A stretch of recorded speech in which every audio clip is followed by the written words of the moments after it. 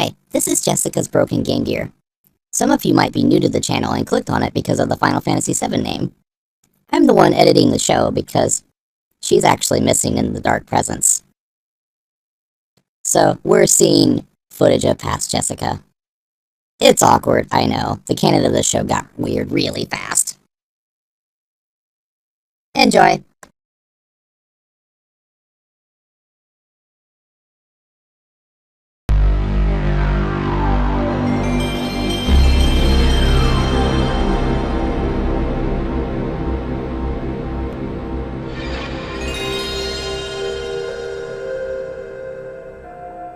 Oh, come on, we had to include that. Like, mandatory. I don't make as many videos on the PlayStation as perhaps I should. But I'll say, hey, this is what happens when I do the show, mostly live and unscripted. Hey, it's Final Fantasy VII. This is the same copy I had back in 1997. That I've had this entire time. And even if I didn't still like the game, I would be holding on to this. Because there was a story. Some of you already know this, but I traded my original Sega Nomad toward this. The bitch of it is that I still wasn't given enough to pay for this and I had to fork over some cash out of pocket at Electronics Boutique. Thanks a lot. But I was 11. And my parents allowed me to get really hosed a lot on trade-ins back then. I'm not better. Sacrifices were made back then. Not all of them were smart. But aside from that regret, because, you know, I could have just waited longer. It's not like this game was going anywhere. I could have, you know, mowed a few more lawns and done a few more odd jobs for family members, raised a little more cash, instead of sacrificing poor old Nomad. But anyway, other than that, I don't regret buying the game, playing it. I had a wonderful time, many, many times over. And in the years since, I have played the version that is currently available on modern platforms. I was disappointed to learn later that it's just the mobile game port, which was shoved over to modern systems in a very quick and dirty way, and it's like not truly optimized for modern systems, but like, what can you do? Except play it the old school way, where like I prefer this. This hits differently, and it's been a long time since I played this game on a CRT and on a original PlayStation to boot. Now, I'm not saying you have to go out and do that, because I know it's not practical for a lot of y'all, and I also realize that things like DuckStation exist, and they're very powerful emulation tools, and they do, from my understanding, offer the ability to play things well, and with a high degree of accuracy and authenticity. So I'm like, I'm not here to get into those weeds now, though. I still like this method. It hits differently. And hearing the sounds coming from, like, a tube TV with some serious stereo power and its built-in speakers is like, hello. This really, like, pulls at my soul.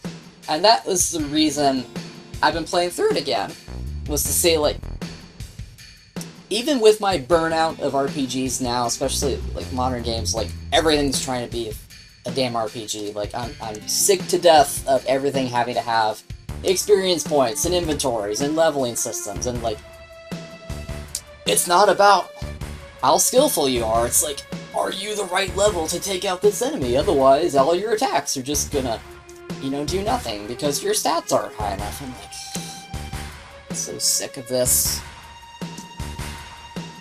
But I'm still enjoying this. In fact,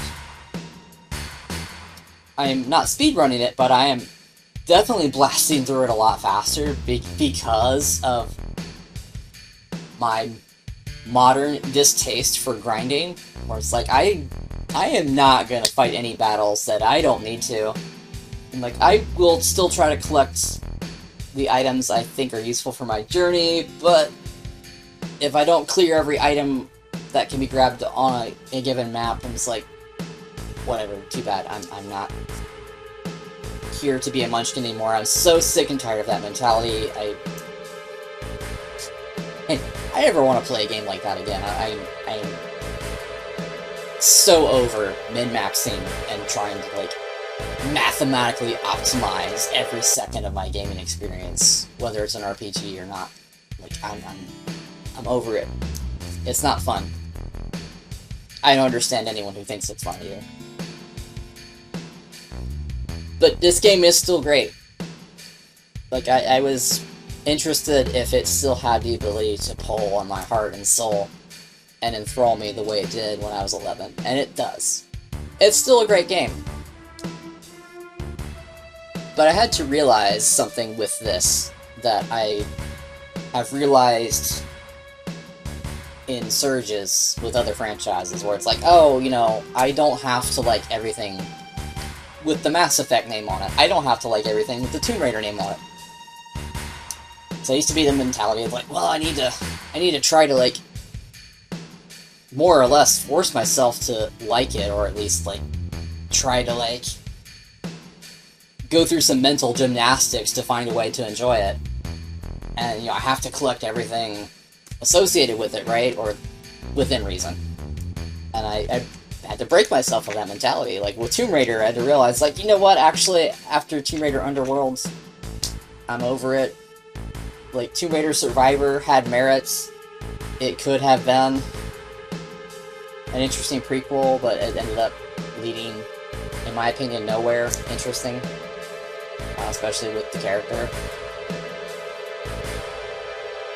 Same thing with Star Trek, where I'm like, and I know what someone's thinking, it's like, oh, you just hate everything made since J.J. Abrams got involved. It's like, well, I don't hate everything. I sure don't like a lot of it. But actually, my cutoff for Star Trek is the end of Voyager. And even Voyager, boy, we'll talk about a mixed bag of a series that's a frustrating show to watch. Because it has so much potential, and such a good cast, and generally such good production value, and it's like, but the quality of the writing and the direction of the show is all over the place. Yeah, Final Fantasy, not only do I have franchise fatigue in general, this is one of the most massive franchises in all of video gaming. Even if you're only focused on the games with numbers. That's before you get even further into the weeds of everything else. But like Final Fantasy VII itself has become its own franchise within a franchise, which is just ridiculous. Like, there's more games based on Final Fantasy VII than other games have in their entire series. I'm looking at you, Streets of Rage, and I'm casting a little bit of shade on you, Sega. It's like,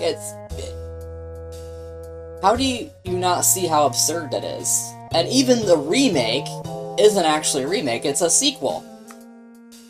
It's like, oh my gosh, like, Square, you totally missed the mark in so many ways, and I'm like, what game, even the greatest game of all time in my opinion, what game can actually live up to the level of hype and, frankly, religious and zealous worship that this game gets?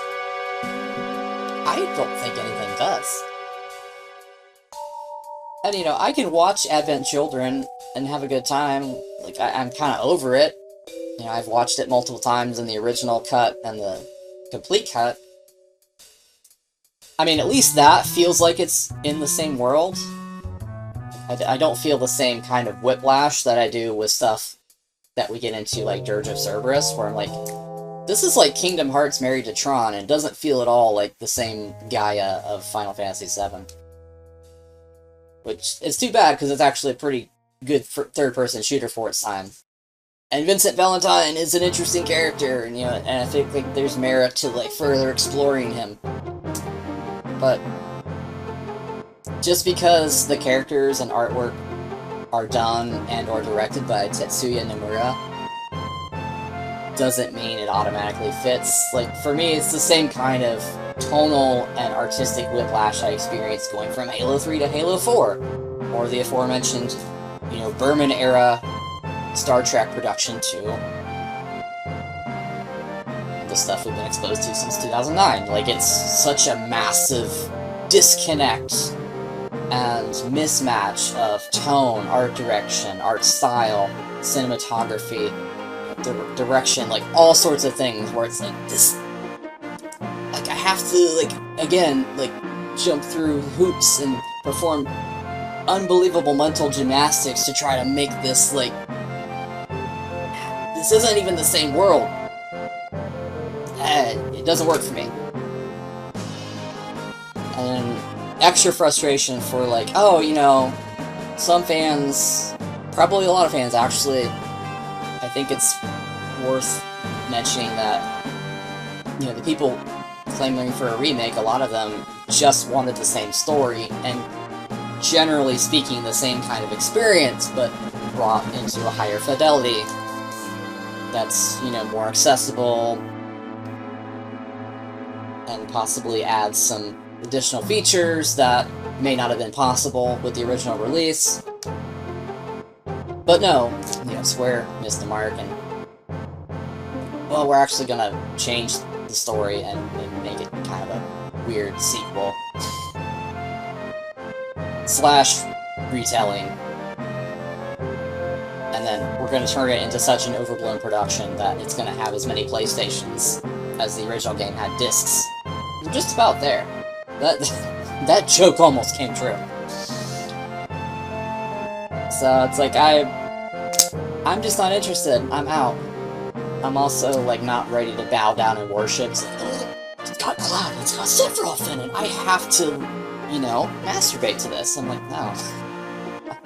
And, like, and all the media tie-ins with Final Fantasy, like, I think I saw it on Magic the Gathering. It's like, of course they threw Cloud and Sephiroth, you know, most prominently in the marketing. It's like, I'm just done over it.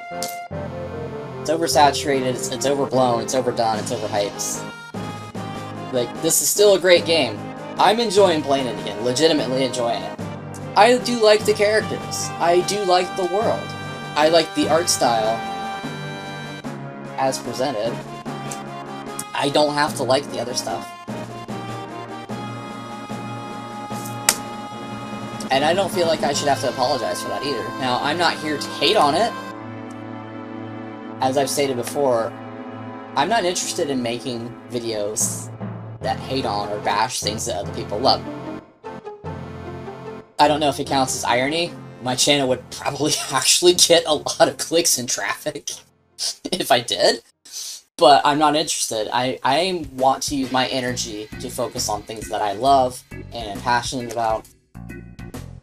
You know, I'll be a smartass, I'll make some digs at things here and there, but, like, generally, like, I feel like it's a massive waste of my time and energy, and yours, as a viewer, to partake in, like, hating on something. I'm just here to say, like, I do love this. Again, I'll say it as many times as I need to. I'm having a great time replaying it. And I'm looking forward to getting a hold of a Japanese copy and playing through in its original language, because I feel like it's one of the RPGs I've memorized enough I think I could actually get through it in Japanese. But we'll cross that temporal threshold when we come to it. So, yeah, that's my relationship with Final Fantasy VII. I love the original work. And I think I can say confidently that I always will, because considering how my views have changed, and my tastes have changed, and how much I've been burned out on some of the things that this game was kind of the launch point for, that I still love it. Now, oh look, I had to add this thought through the magic of editing. That's why the TV's not on for this shot.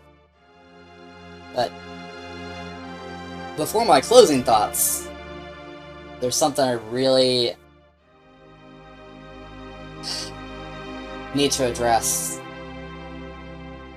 I think this is gonna push some people's buttons, But the other thing, aside from everything I've already mentioned about, I guess, is it still called compilation of Final Fantasy VII? All the extended stuff. And including the remakes. Again, they're not remakes, are they? Is it's kind of missing the point and the theme of the story to begin with, right? Because at least Crisis Core being a prequel, it's just fleshing out the events that led up to it, so it's not as guilty of this. But still, when you look at the reason why the game was written in the way it was, you know, that someone was dealing with a death of someone close to them, and that came through in the story.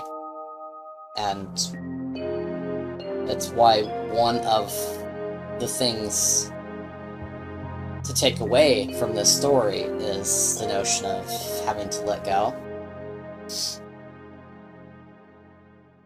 And I think that's part of the problem with this extended Final Fantasy VII franchise and the fans in general. Like, as far back as to when, you know, this game was still the newest Final Fantasy available, I can still remember on the nascent internet seeing so many rumors about, like, oh, you know, here's how you can revive Aerith, and here's how to keep Aerith in your party, and it's like, and you know, taking glitches in the game and like other bits and pieces, you know, that were left on the cutting room floor as to try to shoehorn in a way to bring Aerith back. And it's just like, you know, y'all kind of missing the point of the story.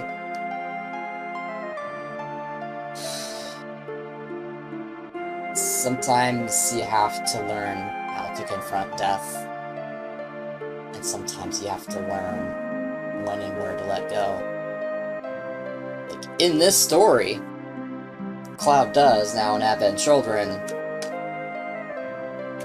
you know, we are forced to buy into the notion that Cloud can't get over it. Okay, you know, trauma is trauma, and what he went through is, considering the fantastic nature of the live stream and other things, alright, yeah, sure, that's a lot to deal with, but, like, just have to get over it, let her go.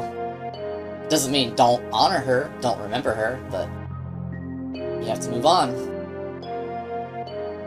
And I think it's just my opinion that a lot of people, both on the fan side of the thing and on the production side of it, can't let go. It's like you're diluting the point of the original story, one of the points of the original story. Remember, how we face death is at least as important as how we face life.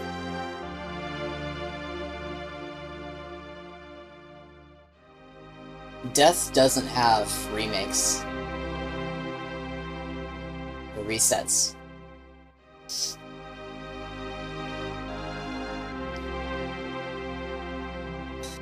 Losing people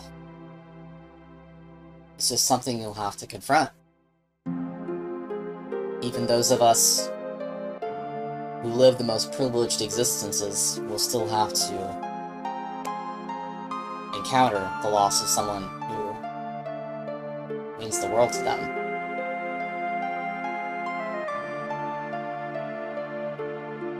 And I think the inability to let go of Final Fantasy VII beyond the scope of the original experience.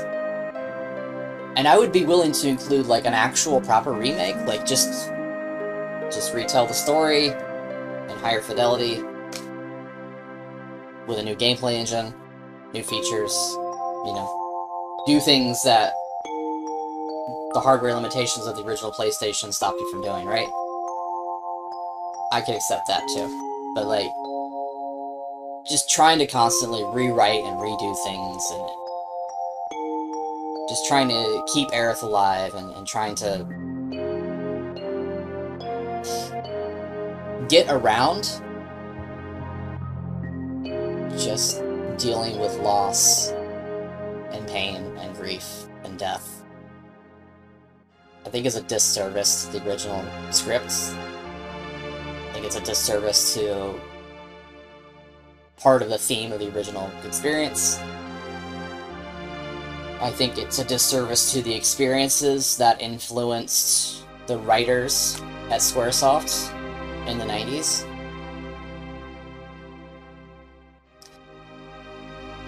And I think it's a disservice in general. You know, it's part of a larger problem, and even AI stuff is tied into it, where it's like, it's all feeding into people's inability to let go. You can't revive people with remakes. You can't use generative AI to bring people back from the dead as much as you'll try. You can't do it. So that's probably the most controversial thing I have to say about Final Fantasy VII. Is not every last bit of, like, expanded stuff is guilty of it, but I do think there's a bit of a sickness to the...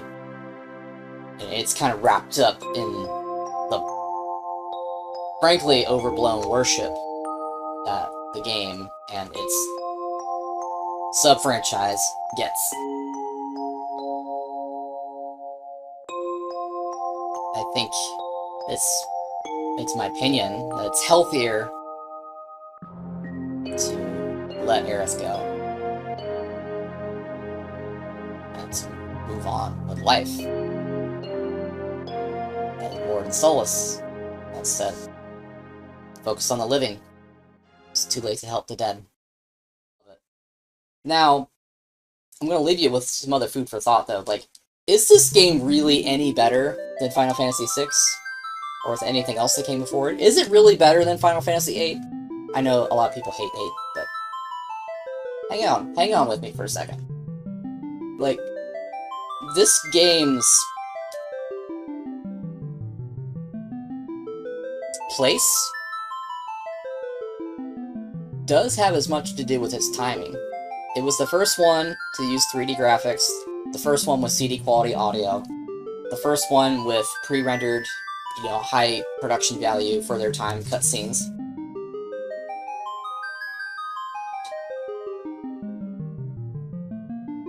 And it was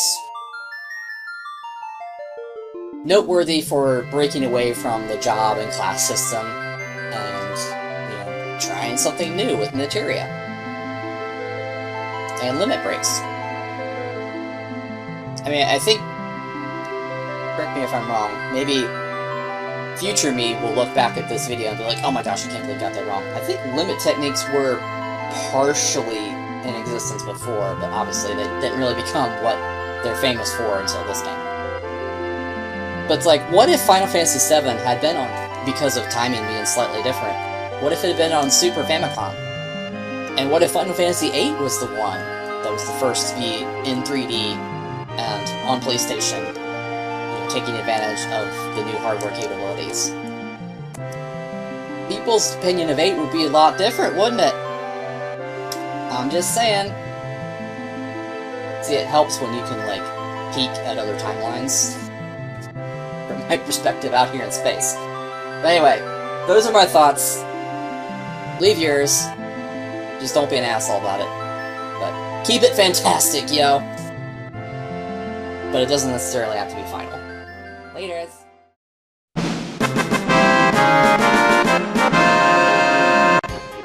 Congratulations, you made it through a really cringy episode of Retro Lunacy. Well, they're all cringe in some way or another, right? You have leveled up.